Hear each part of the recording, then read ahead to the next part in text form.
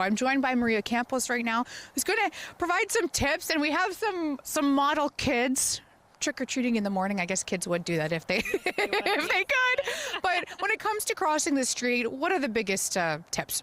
Yeah, thank you and good morning, and thanks for having me.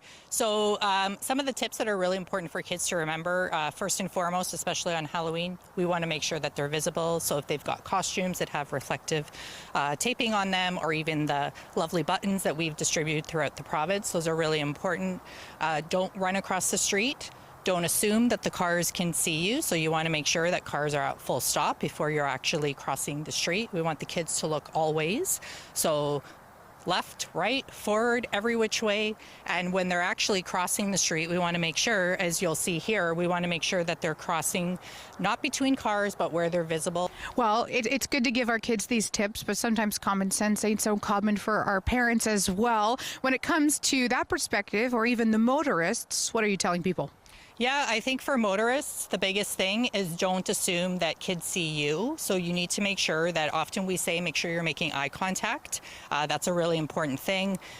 Kids are unpredictable. They'll run across the street, and at any moment in time, you need to be prepared to stop. So we want to make sure that motorists recognize. You need to make sure that you're approaching safely, you're very focused on the road, and you're ready to stop at a moment's notice.